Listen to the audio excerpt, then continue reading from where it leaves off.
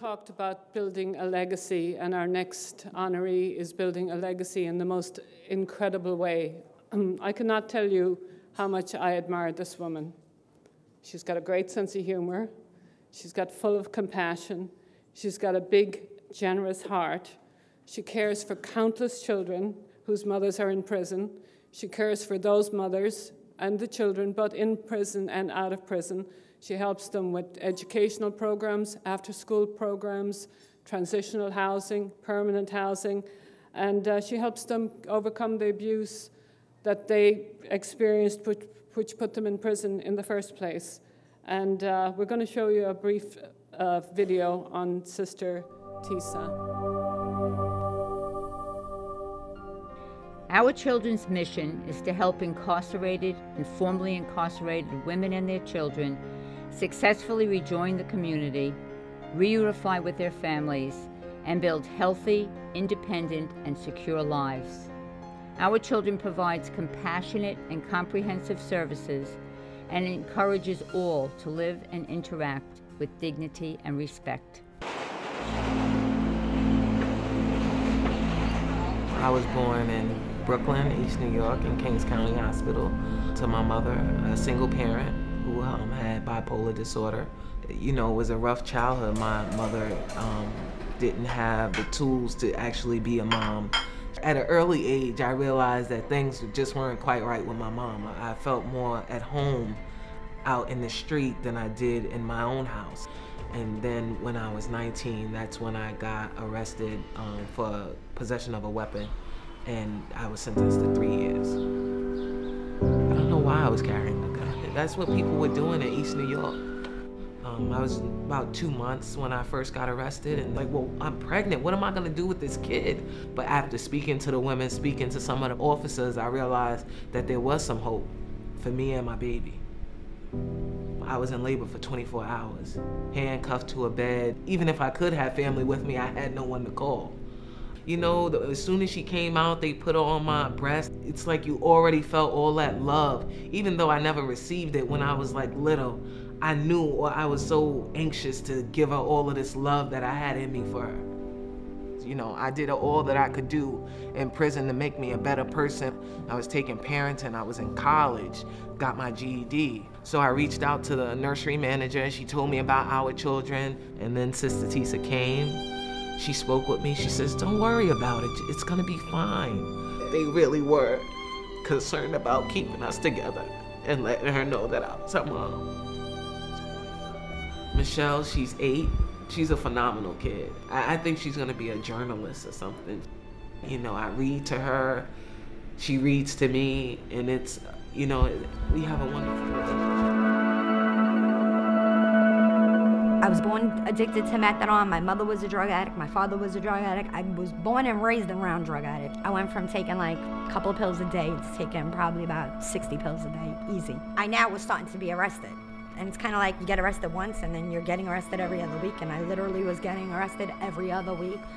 I got pregnant by a drug dealer. I was 7 months pregnant. I was still getting high. You know, it was almost like I didn't believe I was pregnant, or I didn't even know what the right answer was. I turned myself in on a warrant. I was pregnant, shackled, in a big orange jumpsuit. Then I was sentenced to 90 days on Rikers Island. And I wound up giving birth to my daughter while I was still incarcerated on Rikers Island. It was lonely, and the only people I had there were the COs that were watching me. And it was just like, I knew at that moment that I owed this baby everything. Every bit of life in me, I owed to her. While I was on Rikers Island, I met an advocate from Our Children along with a mother from Our Children. It was, you know, the way she spoke about the program that made me say, okay, this might work.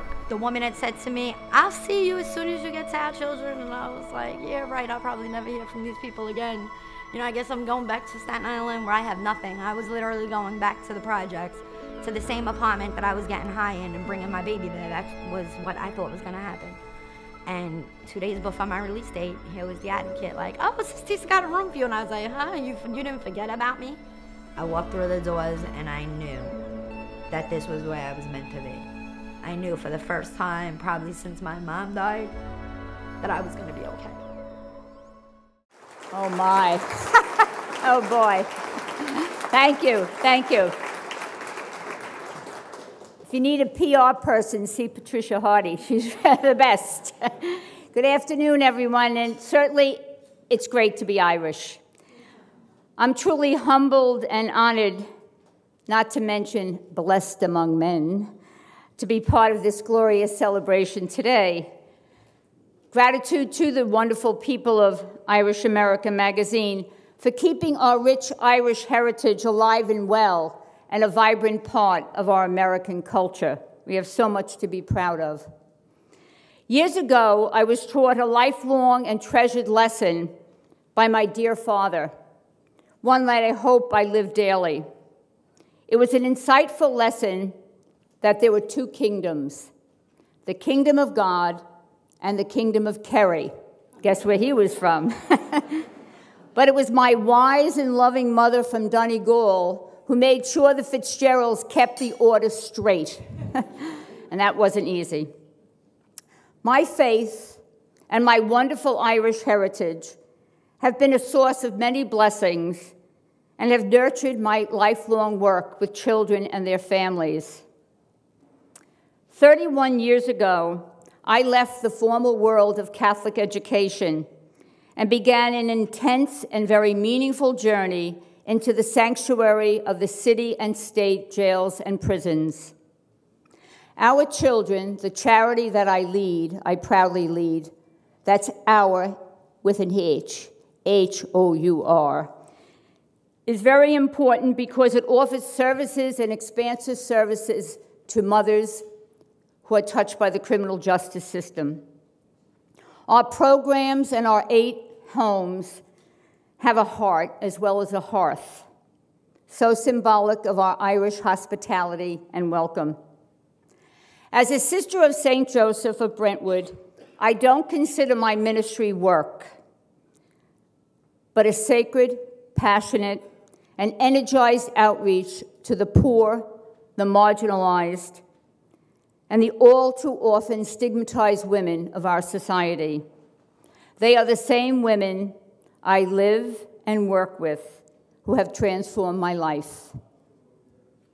Today, in deep gratitude for this recognition, I challenge all of us, as faithful daughters and sons of St. Patrick, to walk the extra mile and to live the motto of our children, which is love makes a difference.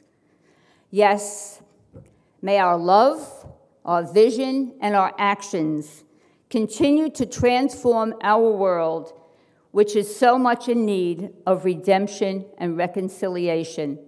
And I thank you, and God bless. Thank you.